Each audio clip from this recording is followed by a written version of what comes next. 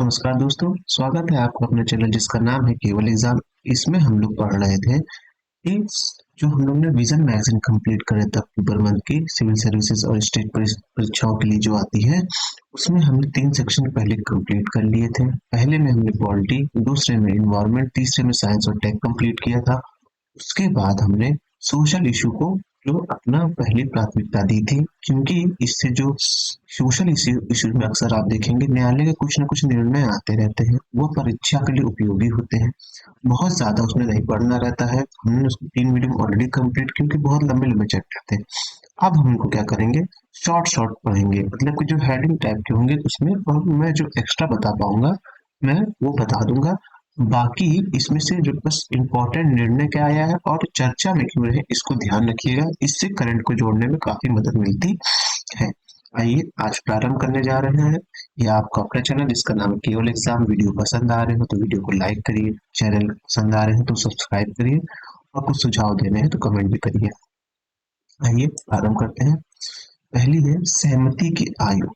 इसमें बताया गया है कि 22वीं विधि आयोग, कौन सी विधि आयोग, 22वीं विधि आयोग ने अपनी रिपोर्ट, कौन सी रिपोर्ट नंबर 283 में बताया है कि यौन संबंध के लिए सहमति की आयु 18 से घटाकर 16 वर्ष नहीं की जाने की सिफारिश की है। पूछिएगा सहमति की आयु से रिलेटेड, तो बस ये बोलना है कि जो 22वीं रिपोर्ट थी विधि आयोग की, जो उसने बताया है कि सहमति की आयु जो चर्चा के विषय चल रही थी कि 18 से 16 वर्ष कर देनी चाहिए, उसको हटाने से जो है इस समिति ने, विधि आयोग की समिति ने मना कर दिया है।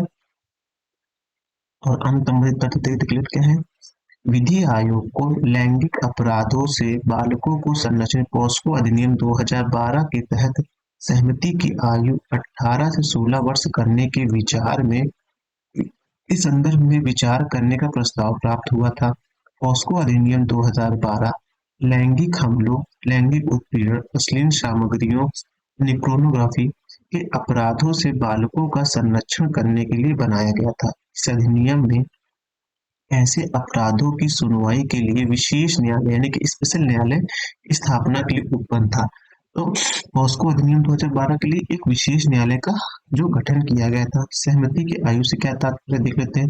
सहमति की आयु वह आयु होती है जिसमें किसी व्यक्ति को कानूनी रूप से यौन क्रियाओं हेतु सहमति देने के लिए सक्षम माना जाता है। पॉस्को अधिनियम के तहत एक बालक के रूप में वर्गीकृत करने की आयु 18 वर्ष निर्धारित की गई है, अतः स्वाभाविक रूप से यह सहमति की आयु बन गई है। विधि आयोग के बारे में देख लेते हैं। यह एक गैर संवैधानिक निकाय है। विधि आयोग कैसा है, विधि आयोग जो है एक गैर संवैधानिक निकाय है। इसका गठन विधि और न्याय मंत्रालय की एक अधिसूचना द्वारा किया गया, यानी कि 2 मंत्रालय जो है विधि और न्याय मंत्रालय, इन दोनों ने मिलकर इसका गठन किया है। विजन क्या है, मतलब इसका उद्देश्य क्या है। इसका उद्देश्य समाज में सभी को न्याय प्रदान करने और विधि का शासन आर्टिकल 14 इसमें है। विधि के शासन के तहत सुशासन को बढ़ावा देना, यानी गुड गवर्नेंस को बढ़ावा देने के लिए कानून में सुधार करना है। मतलब सुशासन के लिए अगर कानून में कैसे कैसे बदलाव किए जाने चाहिए, उसके लिए विधि आयोग का गठन किया जाता है। स्वतंत्रता के बाद केंद्र सरकार ने 1955 में प्रथम विधि आयोग की स्थापना की थी। भारत में तत्कालीन महान्यायवादी अटॉर्नी जनरल श्री MC सीतलवाड़ा इसके प्रथम अध्यक्ष थे। ताकि जो भारत के अटॉर्नी जनरल थे, ये इसके प्रथम अध्यक्ष थे। स्वतंत्रता के बाद पहली बार विधि आयोग कब बनाया गया, वो बनाया गया था 1955 में। एग्जाम पर्पज से एक ये पॉइंट इंपॉर्टेंट है, इसमें पूछा गया है गैर संवैधानिक वाला, एक ये इंपॉर्टेंट है आपका। दूसरा आप देखेंगे इंपॉर्टेंट इसमें, यह देखेंगे कि इसका विजन देख सकते हैं क्या है, ये है। तीसरा जो ऑप्शन बन सकता है वो ये बन सकता है, इसकी प्रथम स्थापना के लिए कि अध्यक्ष प्रथम कौन थे, ये बन सकता है। और साथ ही साथ अगर करंट से ये जोड़ देगा तो बोल देगा कि इसने 18 वर्ष से लेकर 16 वर्ष करने की सिफारिश को मान्यता दी है, ये बोल सकता है कि मान्यता दी है। बस इतने ही जो ये सहमति की आयु से क्वेश्चन बनने की संभावना है। अदरवाइज इसमें कुछ भी देखेंगे तो सहमति का ये सब जो मेन से रिलेटेड हो जाते हैं, लेकिन इसको हम कंप्लीट कर लेते हैं। जो इसमें विधि आयोग के बारे में दिया गया है वो, अब तक 22 विधि आयोग की नियुक्ति हो चुकी है, एक निश्चित विचारक विषय के साथ। इसमें से प्रत्येक का कार्यकाल 3 वर्ष होता है। याद रखना है कि जो विधि आयोग के सदस्य होते हैं उनका कार्यकाल 3 वर्ष का होता है। 1835 के चार्टर अधिनियम के तहत भारत में पहले विधिक आयोग का गठन स्वतंत्रता के पूर्व 1834 में किया गया था। 25 व्यक्ति का गठन किया गया था। उस व्यक्ति का नाम आप कमेंट करके आप बताइएगा। मैं थोड़ा सा हिंट दे देता हूँ। उसका नाम माँ से है कुछ ऐसे आपका, और साथ ही साथ उस वक्त ये पहला विधि आयोग का सदस्य चुना गया था। साथ ही साथ इसमें इसने भारत की शिक्षा प्रणाली में बहुत बड़े बदलाव किए थे। और ये भी बताइएगा जो इतना देखने के बाद, एक मिनट, गलती का भरपूर असर दिख रहा है। मास्टर उनका नाम है, ये भी बताइएगा। शिक्षा में उन्होंने बदलाव भी किए थे, ये भी बताइएगा कमेंट करके। बाकी ये सब जो है, ये सब क्वेश्चन बहुत ही कम पूछे जाते हैं। बस ये देख लेते हैं कि जो इसमें बॉक्स में दिया हुआ कि भारतीय दंड संहिता के अनुसार सहमति की आयु देख लेते हैं, थोड़ा मेंस पर्सपेक्टिव से भी थोड़ा देख लेते हैं। यौन संबंध के लिए सहमति की आयु 18 वर्ष तक बढ़ाने के लिए आपराधिक कानून संशोधन अधिनियम 2013 द्वारा भारतीय दंड संहिता की धारा 375 में शामिल किया गया। यह संशोधन पॉक्सो अधिनियम के तहत उपबंधित सहमति की आयु मापदंड के अनुरूप बनाने के लिए किया गया है। हालांकि किसी पुरुष द्वारा अपनी पत्नी के साथ यौन संबंध बनाने बनाने का अपवाद अभी भी कानून में बना हुआ है, बशर्ते कि पत्नी की आयु 15 वर्ष से अधिक होनी चाहिए। यह पॉस्को अधिनियम से असंगत है, क्योंकि पॉस्को अधिनियम की धारा 42 ए आपराधिक कानून संशोधन अधिनियम 2013 द्वारा ही शामिल की गई है। यह धारा इसे अन्य कानूनों का अधिभावी ओवर है, मतलब कि ये कानून आने के बाद अन्य कानून जो है वो उसके ऊपर प्रभावी नहीं होंगे, बनाती है। अब है इंडिपेंडेंस इंडिपेंडेंट थॉट बनाम यूनियन ऑफ इंडिया। बाद में सुप्रीम कोर्ट ने आईपीसी की धारा 375 के अपवाद 2 को निम्नानुसार व्याख्या किया है। किसी पुरुष और पत्नी 15 से 18 वर्ष के बीच की आयु के बीच यौन संबंध को बलात्कार नहीं माना। यानी कि जो यौन संबंध में उत्पीड़न है, जो वैवाहिक बलात्कार है, उसको अभी तक सुप्रीम कोर्ट ने इसी प्रकार का यौन उत्पीड़न के संबंध में नहीं माना है। बशर्ते अगर लड़की की आयु 15 वर्ष से कम होती है तो ये यौन उत्पीड़न के केस में आएगा, अदरवाइज अभी तक नहीं आएगा। बस इतना ध्यान रखना है। विधि आयोग की सिफारिशें देख सकते हैं आप, इसको खुद से पढ़ सकते हैं एक बार, अदरवाइज इसमें इतना इम्पोर्टेंट नहीं है। अब है छठवा जो सिक्स, मतलब कि जो मतलब कि सोशल इशू का 8वां पॉइंट है, वो है बालक यौन शोषण सामग्री, यानी कि चाइल्ड सेक्सुअल एब्यूशन और मटेरियल जो है वो, उसके बारे में देखेंगे। हाल ही में इलेक्ट्रॉनिक्स और सूचना प्रौद्योगिकी मंत्रालय ने टेलीग्राम एक्स, पूर्व में ट्विटर, अच्छा ट्विटर का नाम चेंज हो गया, पहले ट्विटर था अब एक्स हो गया है, तथा यूट्यूब सहित कई सोशल मीडिया प्लेटफॉर्म को नोटिस जारी किया है।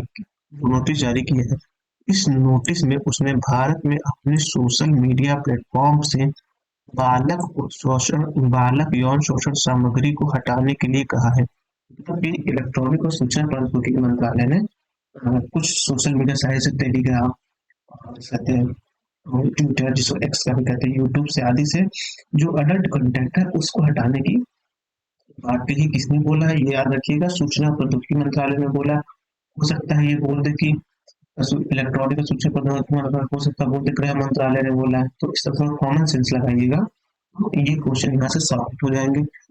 जो इन्फोग्राफिक्स दिए वो देख लेते हैं। यौन हिंसा में बच्चों की चुप्पी के लिए उत्तरदायी कारण कौन कौन से हैं। पहला है चुप्पी, ये पहला है यौन हिंसा का सामना करने वाले बच्चों के अधिक प्रभाव में आना, इनकार करना, आत्मदोष और शर्म, बड़ों का सम्मान, परिवार में प्रतिष्ठा, अपराध से डर, किसी के द्वारा विश्वास न किए जाने का भय, अपने परिवार को समुदाय के साथ संघर्ष से बचना, बुलिंग और मजाक उड़ाने जाने के कारण, अधिकारियों का भरोसा नहीं, दुर्व्यवहार के अन्य रूप जो कभी कभी अधिक दुखद होते हैं। ये सब है। अब अन्य संबंधित तथ्य देख लेते हैं। सूचना प्रौद्योगिकी अधिनियम 2000 का है, ये ध्यान रखिएगा। ये तहत सूचना प्रौद्योगिकी मध्यवर्ती दायित्व दायित्व दिशा निर्देश और डिजिटल मीडिया आचार संहिता नियम 2021 सोशल मीडिया मध्यस्थों के से सख्त अपेक्षा करती है कि इसके तहत उन्हें अपने प्लेटफॉर्म पर यानी कि CSAM यानी कि देख लिया ना, child sexual abuse material site child sexual abuse material जैसे आपराधिक या हानिकारक पोस्ट की अनुमति नहीं देनी चाहिए। मिनिस्ट्री ने जो मतलब कि सूचना प्रौद्योगिकी मंत्रालय है ना, उन्होंने इलेक्ट्रॉनिक सूचना प्रौद्योगिकी मंत्रालय ने सोशल मीडिया के मध्यस्थों को चेतावनी दी है कि नोटिस के अनुपालन में किसी भी प्रकार की देरी करने पर उन्हें दी गई सुरक्षा सुविधा वापस ले ली जाएंगी। दी गई सुरक्षा सुविधाएं कैसे? तात्पर्य सोशल मीडिया मध्यस्थों को किसी तीसरे पक्ष की सामग्री के विरुद्ध प्राप्त प्रतिरक्षा से है। इसका अर्थ है कि यह है कि उन्हें किसी भी कानूनी दायित्व से बचाता है। यह सुरक्षा उन्हें आईटी अधिनियम 2000 की धारा 79 से प्रदान करता है। बाकी आप इसमें क्या क्या है ये देख सकते हैं। एक बार देख लेते हैं। बाल यौन शोषण सामग्री के बारे में देख लेते हैं क्या है। कभी कभी बोल देगा कि बाल यौन शोषण सामग्री से तात्पर्य क्या है, और नीचे दे देगा 3-4 ऑप्शन, तो उसको एक बार देख लेते हैं। चाइल्ड सेक्सुअल एब्यूशन मटेरियल कोई भी ऐसी सामग्री हो सकती है जिसमें किसी बच्चे के साथ यौन गतिविधियों को स्पष्ट रूप से दर्शाया गया हो।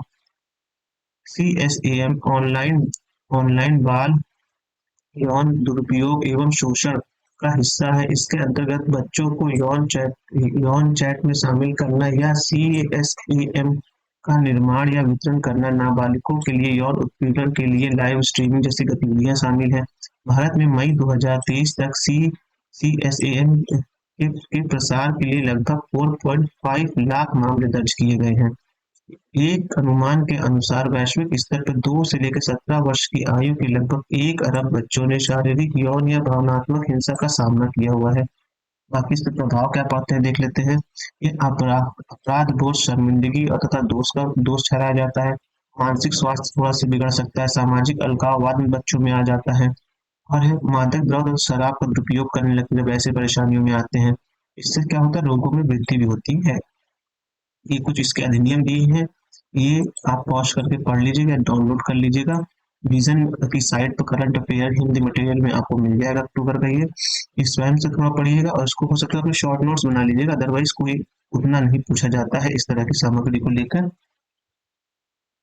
अब है नेक्स्ट पार्ट है बच्चों द्वारा सोशल मीडिया का अधिक उपयोग। ये एक चिंता का विषय बन जा रहा है बच्चों क्या, सभी के लिए, सभी वर्ग के लिए, क्योंकि वो अधिकांश समय कहते सोशल मीडिया बिताते हैं। हाँ, चलिए स्टार्ट करते सुर्खियों में। हाल ही में किए गए एक सर्वेक्षण के अनुसार 60% शहरी बच्चे सोशल मीडिया तथा ऑनलाइन प्लेटफॉर्म पर प्रतिदिन 3 घंटे व्यतीत करते हैं। यानी 24 घंटे में देखा जाए तो 3 घंटे जो है वो ऑनलाइन मीडिया पर व्यतीत करते हैं। बच्चों में इंटरनेट तक पहुंच में अलग अलग हितधारकों की भूमिका है। अभिभावक, पहली भूमिका तो देख लेते हैं अभिभावक की क्या है। आधुनिक समाज, विशेष रूप से शहरी समाज में माता पिता दोनों ही लगभग कामकाजी होते हैं। इस कारण से वे अपने बच्चों पर पर्याप्त ध्यान नहीं दे पाते हैं। इसके परिणामस्वरूप वर्तमान आधुनिक समाज में आईपैड किड, एक ये शब्द याद रखिएगा, इंपॉर्टेंट लग रहा है मुझे, आप कहीं मेंस में लिखेंगे तो इससे थोड़ा अच्छी बनती है। आईपैड किड जैसी एक नवीन अवधारणा विकसित हो रही है। आईपैड किड मतलब ध्यान रखिएगा, आईपैड किड से क्या तात्पर्य मान लीजिए पूछ लिया जाए तो आईपैड किड से तात्पर्य है कि ऐसे बच्चे जो अधिकतर सोशल मीडिया का उपयोग करते हैं अपने अकेले कंप्यूटर करने के, उन्हें आईपैड किड कहते हैं। आईपैड किड उन छोटे बच्चों के लिए प्रयुक्त की संज्ञा है जो अधिकांश समय में आईपैड या अन्य स्मार्ट डिवाइस में व्यस्त रहते हैं। इसके अलावा माता पिता भी विविध गतिविधियों के द्वारा बच्चों को सोशल मीडिया के प्रति बढ़ावा देते हैं।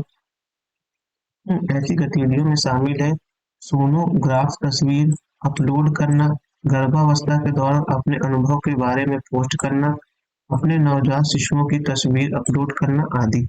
डिजिटल प्लेटफॉर्म जैसे यूट्यूब और इंस्टाग्राम, ये प्लेटफॉर्म डेटा माइनिंग एवं विश्लेषण में मदद से बच्चों का ध्यान आकर्षित करने के लिए अपनी प्रवृत्ति रुचि के अनुसार कंटेंट प्रसारित करते हैं। उदाहरण के लिए स्क्रीन में आने वाले प्रेरक जैसे रंग, ध्वनि व वह कहानियां बहुत तेजी से फैलती हैं।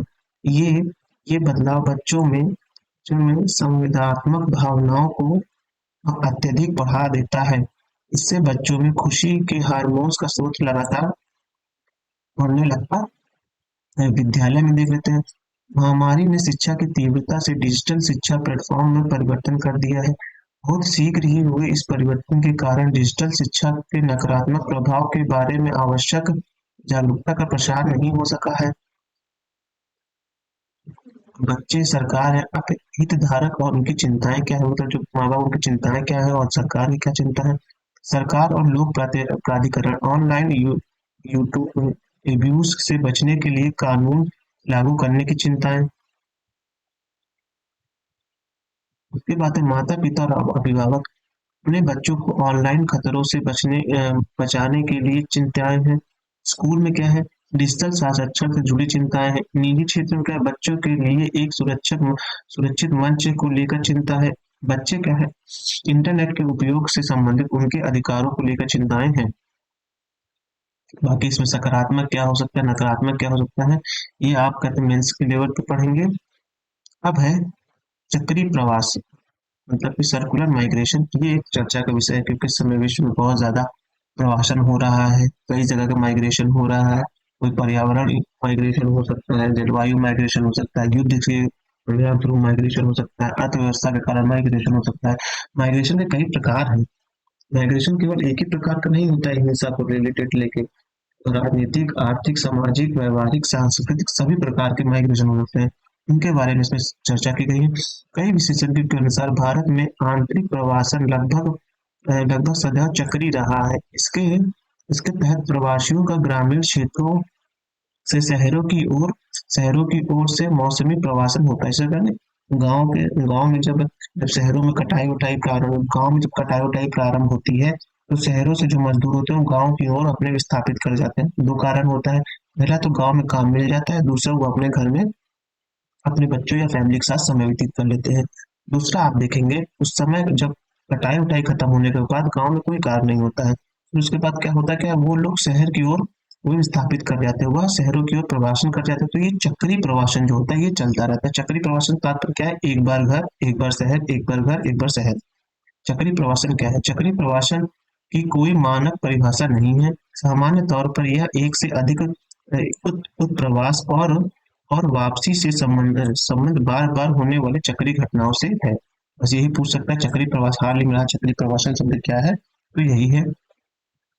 हम देख सकते हैं, इसका तात्पर्य लोगों का स्थायी या अस्थायी रूप से किसी अन्य स्थान के बसने के बजाय काम की उपलब्धता होने की स्थिति में स्थानांतरण से है। उदाहरण के लिए किसी अनुबंध आधारित कार्यों को पूरा करने हेतु कुछ समय के लिए अन्य स्थानों पर स्थानांतरण होना।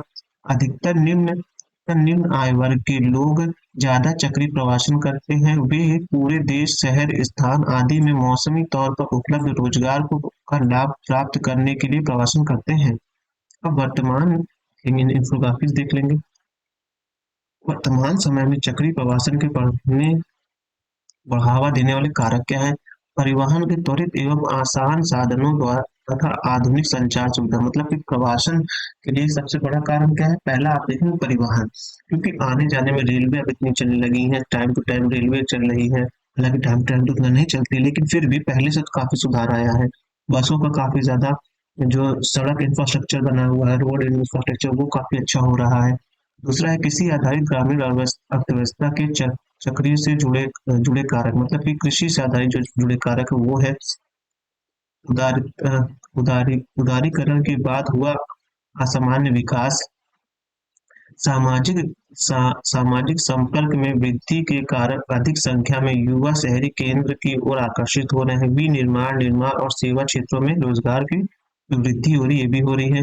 अब देखेंगे इसमें ये आप देख सकते हैं इसके लाभ क्या है, ये एक बार देख लीजिएगा, और चुनौतियां क्या है ये भी देख सकते हैं, क्योंकि ये सब मेन से संबंधित होता है। तो एक जो हमको ये जानना था कि चक्रीय प्रवासन शब्द क्या है, ये बस इससे तात्पर्य था।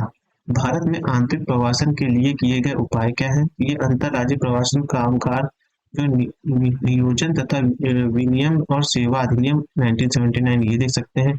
जो भारत में सामाजिक सुरक्षा कल्याण योजना है, प्रधानमंत्री जीवन ज्योति बीमा योजना और प्रधानमंत्री सुरक्षा बीमा योजना, इसके तहत प्राकृतिक व आकस्मिक मृत्यु के कारण जीवन या दिव्यांगता से जुड़ी बीमारियों को कवर करता है। दूसरा है प्रधानमंत्री श्रम योगी मानधन पेंशन योजना, इसके तहत मासिक पेंशन के रूप में वृद्धावस्था से जुड़ी सामाजिक सुरक्षा प्रदान की जाती है। अब है वैश्विक भुखमरी सूचकांक, ये इम्पोर्टेंट रखने से बस ये देखना है कि ये कौन प्रकाशित करता है, भारत का इंडेक्स क्या है और इसकी विशेषताएं क्या है, बस ये देखना है। इसमें ग्लोबल 100 इंडेक्स के बारे में देखना। हाल ही में वैश्विक भुखमरी सूचकांक 2023 जारी किया गया है। ग्लोबल 100 इंडेक्स में कंसर्न वर्ल्ड वाइड यानी कि आयरलैंड का अंतरराष्ट्रीय मानवतावादी संगठन और वर्ल्ड हंगर इल्केस यानी जर्मनी के निजी सहायक संगठन द्वारा जारी किया गया। दो लोग के द्वारा जारी किया जाता है, एक आयरलैंड की मानववादी संस्था है और दूसरी है जर्मनी की निजीवादी संस्था है। जो आयरलैंड वाली है उसका नाम है कंसर्न वर्ल्ड वाइड है, और जो जर्मनी वाली है उसका नाम हिल्फे वर्ल्ड हंगर हिल्फे है। ग्लोबल 100 इंडेक्स के बारे में देख लेते हैं। वैश्विक भुखमरी सूचकांक एक ऐसा साधन है जिसका उपयोग वैश्विक, क्षेत्रीय व राष्ट्रीय स्तर पर भुखमरी के स्तर को मापने तथा उनकी निगरानी करने के लिए किया जाता है। इसके तहत अलग अलग देशों के स्कोरों को निर्धारित करने के लिए 4 संकेतकों का उपयोग किया जाता है। ये 4 संकेत है। पहला है अल्फा पोषण। यह मापदंड आवश्यकता से कम कैलोरी ग्रहण करने वाली जनसंख्या के हिस्से को व्यक्त करता है। मतलब कि जैसे मान लीजिए शहरी क्षेत्र में रहने वाले को चाहिए 4500 कैलोरी चाहिए, उससे कम मिल रहा है, या जो ग्रामीण इलाके हैं जिनका मापदंड जो बना उससे कम मिल रहा है तो वो अल्प पोषण में आएंगे। बाल बाल ठिगनापन मतलब छोटापन जो होता है, यह मापदंड 5 वर्ष से कम आयु के उन बच्चों की संख्या को इंगित करता है जिनकी लंबाई उनकी उम्र के हिसाब से कम है। इसी प्रकार यह अल्प पोषण की दीर्घकालीन स्थिति को दर्शाता है। मतलब मान लीजिए 5 वर्ष के बच्चों की एक हाइट जो होना चाहिए, सपोज करिए कि वो 2 फीट या 3 फीट होने चाहिए, तो 2 फीट मान लेते होने चाहिए या 2.5 फीट होने चाहिए। अगर उनसे कम है तो ये दीर्घकालीन प्रभाव डालता है, तो ये भी जो ये अल्पपोषणता का निशानी है। अब है बाल दुबलापन। ये है बाल दुबलापन। यह मापदंड 5 वर्ष से कम आयु के उन बच्चों की संख्या को इंगित करता है जिनकी वजन उनकी लंबाई के हिसाब से कम है। इस प्रकार यह अल्प पोषण की गंभीर स्थिति को दर्शाता है। मतलब कि आयु मतलब हाइट हो गई, सपोज करिए 2 फीट और वजन उससे हाइट के अनुसार कम है तो वो दुबला वर्ग हो जाएगा। बाल मृत्यु दर देख लेते हैं। यह मापदंड 5 वर्ष से कम आयु के बच्चों के मृत्यु को दर्शाता है। ये मौतें अपर्याप्त पोषण और अस्वस्थ वातावरण से मिले जुले कारकों से होती है। ग्लोबल 100 इंडेक्स स्कोर में उपयुक्त 4 संकेतों के भारांश के आधार पर तैयार किया जाता है। 1/3 जो होता है वो अल्प पोषण से होता है, 1/6 जो होता है वो ठिगनापन से होता है, 1/6 आप देखेंगे बाल दुबलापन से होता है, 1/3 मृत्यु दर से होता है। ये चारों मिला के आपको ग्लोबल 100 इंडेक्स बनता है। अल्प पोषण और बाल मृत्यु का 1/3 होता है, और बाल ठिगनापन और दुबलापन से 1/6 होता है। ग्लोबल 100 पैमाने पर भुखमरी की गंभीरता क्या है ये देख लेते हैं। अत्यधिक चिंताजनक है। अत्यधिक चिंताजनक जो होगा वो लेस देन होगा आपका 50.0 से। फिर चिंताजनक देखेंगे जो आपका 35 से लेकर 49 के बीच, गंभीर देखेंगे आप 20 से लेकर 34 होगा, सामान्य देखेंगे 10 से 19 होगा, और कम देखेंगे जो वो 9.9 रहेगा। बाकी इसके बिंदु पर प्रमुख नजर देख लेते हैं। और वैश्विक प्रगति 2015 से भुखमरी के खिलाफ दुनिया भर में प्रगति काफी हद तक रुकी हुई है। इस रुकावट को कोविड-19 महामारी, रूस यूक्रेन युद्ध तथा जलवायु परिवर्तन के प्रभाव जैसे कई संकटों से संयुक्त प्रभाव को दर्शाता है। विश्व में सर्वाधिक भुखमरी दक्षिण एशिया और अफ्रीका सहारा मरुस्थल क्षेत्रों में है। दोनों क्षेत्रों के लिए जी ग्लोबल 100 इंडेक्स स्कोर 27 है। भारत के संबंध में अधिकतर भारत से संबंधित निष्कर्ष है। इस सूचकांक में 125 देशों में से 111वां स्थान है। सबसे इम्पोर्टेंट ये रखना है कि भारत टोटल 125 देशों की काउंटिंग की गई थी, भारत इसमें कौन से स्थान पर? भारत इसमें 111वें स्थान पर है। भारत का ग्लोबल 100 इंडेक्स में स्कोर 28.60 है। इस आधार पर भुखमरी की गंभीरता वाला जीएचआई पैमाने पर भारत को गंभीर श्रेणी में वर्गीकृत किया गया है। 2015 में भारत में ग्लोबल 100 इंडेक्स स्कोर 29.2 था। वहीं 2023 में इस स्कोर में 2015 के स्कोर से मामूली सुधार हुआ है। सोच लीजिए 2013 में आप 29.2 था, अभी आप देखेंगे 28.7 है। ज्यादा परिवर्तन नहीं हुआ है, इतना ही है। और इसमें देख लेते हैं भारत में बाल दुबलेपन की दर 18.7% है, जो विश्व की सर्वाधिक है। यह आंकड़े देश में अल्प पोषण की गंभीर स्थिति को दर्शाते हैं। इसके अलावा 15 से लेकर 24 आयु वर्ग की महिलाओं में एनीमिया की व्यापकता जो होती है वो 58 एनीमिया मतलब खून की कमी, खून की एलर्जी जो होती है उससे तात्पर्य है। बाकी आप अपने हिसाब से देख लीजिएगा, या तो कुछ में दिया हुआ नहीं है। अब जो भारत है, भारत में खेल का जो प्रारूप बदल रहा है उसके बारे में दिया गया है। 19वीं एशियाई खेलों में भारत ने कुल 107 पदक जीतकर अभूतपूर्व उपलब्धि हासिल की है। यानी कि जो 19वां जो एशियाई खेल हुआ था उसमें भारत ने कुल कितने पदक जीते हैं? उसमें भारत ने 107 पदक जीते हैं। इस पदक में 28 स्वर्ण, 38 रजत और 41 कांस्य पदक शामिल है। भारत में खेल के बारे में देखें, भारत में खेल संविधान की 7वीं अनुसूची में सूचीबद्ध द्वितीय की प्रविष्टि में 33 में शामिल किया गया है, यानी कि राज्य विषय संबंधित किया गया है। यह विषय अनिवार्य रूप से संघ के राज्यों के क्षेत्राधिकार के अंतर्गत आता है, तभी राज्य संघ से संबंधित होता है। भारत में खेल शासन का वर्तमान मॉडल क्या है? युवा कार्यक्रम और खेल मंत्रालय के अधीन भारतीय खेल प्राधिकरण जैसी संस्थाओं की स्थापना की गई है। अन्य संस्थाएं के तहत खेल प्रशिक्षण के बढ़ावा देने के लिए दिशा में कार्य कर रहे हैं। भारतीय ओलंपिक संघ के अधीन राज्य ओलंपिक संघ तथा राष्ट्रीय और राज्य संघ, राष्ट्रीय और राज्य खेल महासंघ के कार्य कर रहे हैं। कुछ ऐसे खेल जो अब तक आयोजित ओलंपिक खेल में शामिल नहीं रहे हैं, जैसे क्रिकेट। मुझे जहां तक याद आ रहा है क्रिकेट को अगले ओलंपिक में शामिल कर लिया जाएगा या इसके बाद ओलंपिक में शामिल किया जाएगा। इसके प्रशासन के लिए अलग बोर्ड्स है। ये ये उन खेलों के अंतरराष्ट्रीय संघों को संबंधित है। उदाहरण के लिए भारतीय क्रिकेट कंट्रोल बोर्ड, अंतरराष्ट्रीय क्रिकेट परिषद आदि। हम देख लेते हैं जो ये अभी भारत में एशियाई खेलों में इतने पदक जीते हैं, 107 पदक जीते हैं। इसमें 28 गोल्ड है, 38 रजत है और 41 कांस्य है। इसमें और देखते हैं भारत में पदक तालिका में चौथे स्थान पे है। ये याद रखना है, भारत में पदक में कौन से स्थान पर है? चौथे स्थान पर है। इससे पहले भारत 18वें एशियाई खेल में 70 पदक जीतकर सर्वश्रेष्ठ प्रदर्शन किया था, लेकिन 19वें एशियाई खेल में भारत ने उन प्रदर्शनों को पीछे छोड़ दिया है। कुल 383 पदक जीतकर चीन ने पदक तालिका में शीर्ष स्थान प्राप्त किया। इसके बाद जापान और दक्षिण कोरिया क्रमशः दूसरे तीसरे स्थान पर है। पहले स्थान पे कौन है? पहले स्थान पे आप देखेंगे चीन है, जिसने 383 पदक जीते हैं। फिर आप देखेंगे जापान है, जापान के बाद कोरिया है। उसके बाद हमारा चौथे स्थान में कौन आएगा? वो आएगा भारत आएगा।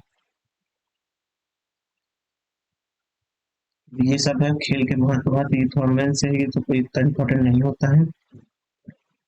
हम अगला टॉपिक देखेंगे, संक्षिप्त सुर्खियां देखेंगे। आत्महत्या की घटनाओं को रोकने के लिए स्कूली स्तर में दिशा निर्देश का मसौदा तैयार किया गया है। केंद्रीय शिक्षा मंत्रालय ने आत्महत्या की घटनाओं को रोकने के लिए स्कूल हेतु दिशा निर्देश का मसौदा जारी किया है। इन दिशा निर्देशों में मौजूदा उम्मीद उम्मीद यानी कि अंडरस्टैंड मोटिवेट, ये उम्मीद जो मसौदा वो एक मौजूदा जो है उम्मीद, वो जैसे उसका नाम पूछा, अंडरस्टैंड, मोटिवेट, मैनेज, उसके बाद एम्पैथाइज, इम्पावर और डेवलपमेंट। शीर्षक से जारी की गई है ये दिशा निर्देश रिपोर्ट की गई आत्म क्षति के मामले की संवेदनशीलता या समझ बढ़ाने और सहायता प्रदान करने के लिए स्कूल हेतु दिशा निर्देश का कार्य करता है। पूछा जा सकता है उम्मीद से क्या तात्पर्य। उम्मीद क्या है, एक गृह मंत्रालय द्वारा, सॉरी, केंद्रीय स्कूल मंत्रालय द्वारा एक दिशा निर्देश जारी किया गया है, बस ये हो सकता है। इसके कारण क्या हो रहे हैं, व्यक्तिगत कारण हो सकता है, स्कूली कारण हो सकता है, बच्चों में जो आत्महत्या की प्रवृत्ति बढ़ रहा है, पारिवारिक कारण हो सकता है। ये सब जो आप देखेंगे, खुद से पढ़ेंगे तो समझ में आ जाएगा। बस मुझे ये बताना था कि उम्मीद कार्यक्रम क्या है। उम्मीद कार्यक्रम एक बच्चों में, स्कूल में जो आत्महत्या की जो घटनाएं बढ़ रही उससे संबंधित है। अब उसके बाद है श्रेष्ठ योजना के बारे में देख लेते हैं। वित्त वर्ष 2023-24 में अब तक की श्रेष्ठ योजना के तहत 14.94 करोड़ रुपए खर्च किए गए। मंत्रालय सामाजिक न्याय और आधिकारिक मंत्रालय है। योजना के प्रकार क्या है, यह केंद्रीय क्षेत्र की योजना है। उद्देश्य क्या है, शिक्षा के क्षेत्र में सेवा से वंचित अनुसूचित जाति वाले प्रदेशों, अनुसूचित जाति वाले मुख्य क्षेत्रों में अंतराल को भरना है। इसके लिए स्वैच्छिक संगठनों का सहयोग मिल जाएगा। साथ ही अनुसूचित जातियों के सामाजिक आर्थिक उत्थान और समग्र विकास के लिए परिवेश सृजित करना है। लाभ क्या होगा इसमें, कक्षा 9वीं से 12 तक के अनुसूचित जाति के गरीब और मेधावी विद्यार्थियों को उच्च गुणवत्ता वाले निःशुल्क आवासीय शिक्षा प्रदान की जाएगी। क्रियान्वयन एजेंसी कौन है, मॉडल नंबर 1 जिला प्रशासन है। दूसरा है आप स्वैच्छिक संगठन, जो गैर सरकारी संगठन होंगे। अब आप देखेंगे बच्चों के कुपोषण की पहचान और प्रबंधन के लिए प्रोटोकॉल बनाया गया, वो देख लेंगे। बच्चों में कुपोषण की पहचान और प्रबंधन के लिए प्रोटोकॉल को मान्यकृत किया गया है। केंद्रीय महिला एवं विकास मंत्रालय ने स्वास्थ्य और परिवार कल्याण मंत्रालय तथा आयुष मंत्रालय के सहयोग से प्रोटोकॉल प्रारंभ किया है। यह प्रोटोकॉल आंगनवाड़ी स्तर पर कुपोषण बच्चों की पहचान करना और प्रबंधन के लिए विस्तृत दिशा निर्देश प्रदान करना है। कुपोषित बच्चों की पहचान और उनका उनका उपचार मिशन पोषण 2.0 का अभिन्न पहलू है। प्रोटोकॉल के प्रमुख कारण देख लेते हैं। इसमें कुपोषित बच्चों के विकास की निगरानी, हेपेटाइटिस स्टेट और पोषण स्थिति प्रबंधन आदि शामिल है। हेपेटाइटिस टेस्ट में बच्चों के शरीर का वजन के अनुसार भोजन दिया जाता है। यदि कोई बच्चा भोजन का 3/4 हिस्सा ही ग्रहण नहीं कर पाता है तो उसे भोजन का पुनर्सुधार केंद्र में भेजा जाता है। अब ये सब आवश्यक और बढ़ती, ये सब देख लीजिएगा। अब है आपका SETCS 2030 पहल, ये इम्पोर्टेंट हो सकती है। यह विश्व स्वास्थ्य संगठन WHO की एक वैश्विक पहल है। यह दृष्टिबाधा और दृष्टिहीन से जुड़ी समस्याओं को दूर करने के लिए केंद्रित है। इसका लक्ष्य दृष्टिबाधा या दृष्टिहीनता के गंभीर में ग्रस्त सभी लोगों की आंखों की देखभाल और उपचार पर पहुंच सुनिश्चित करना है। बस इसका यही है, मतलब ये क्या है, स्पीच क्या है, ये है आंखों से संबंधित है। हिक्की पिक्की जनजाति के बारे में, हिक्की पिक्की जनजाति के बारे में, ये कर्नाटक में एक अर्ध घुमंतु जाति। ये पूछा जाता है हिक्की पिक्की क्या है, हिक्की पिक्की जनजाति कहाँ पाई जाती है, कर्नाटक में पाई जाती है। बस इससे इम्पोर्टेंट और कुछ नहीं है इसमें। साथ ही ये देखेंगे इन पक्षियों, कहते इन जनजातियों के पक्षियों का शिकार या चिड़ी मारने के रूप में जाना जाता है। मतलब ये हिक्की पिक्की क्या करती है, ये पक्षियों का शिकार करता है, चिड़ी मारती है। इन जनजातियों के लोग परंपरागत रूप से पक्षियों को पकड़ने उनका शिकार करते हैं। हिक्की शब्द का अर्थ है पक्षी और पिक्की शब्द का अर्थ है शिकार। पक्षियों के शिकार के उन पेशों और गैर कानूनी घोषित किए जाने के बाद 1970 के दशक से उनका पुनर्वास किया गया है। इन्होंने मात्र सत्तात्मक समुदाय, ये पूछा जाता है हिक्की पिक्की कैसा समुदाय, ये मात्र सत्तात्मक समुदाय है। उसके बाद उनके बोल चाल की भाषा वगरी है। यूनेस्को ने वगरी को इंडेंजर्ड भाषा के रूप में सूचीबद्ध किया है। ये अपने देशज औषधियों के लिए जाने जाते हैं। बस इसमें इतना ध्यान और इसमें इतना ध्यान रखना है। इस तरह से जो हमारा सोशल इशू था वो इस वीडियो में कंप्लीट होता है। अब हम अपने नेक्स्ट वीडियो में जो देखेंगे वो देखेंगे हम इकोनॉमिक्स से रिलेटेड जो मुख्य मुख्य प्रावधान है वो हम सिर्फ देखेंगे। इकोनॉमिक्स में भी पूरा सब कुछ नहीं देखेंगे क्या क्या है, बस इकोनॉमिक्स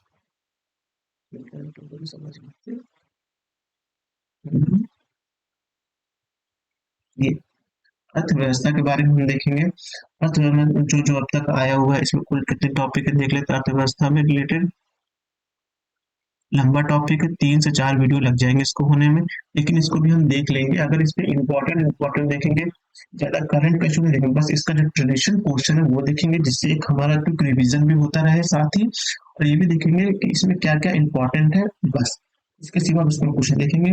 चलिए अगले वीडियो में मिलेंगे, इसमें हम देखेंगे अपनी अर्थव्यवस्था। अगर आपको यह हमारे वीडियो पसंद आ रहे हैं तो वीडियो को लाइक करिए, चैनल को सब्सक्राइब करिए, और कुछ सुझाव देना तो कमेंट भी करिए। धन्यवाद।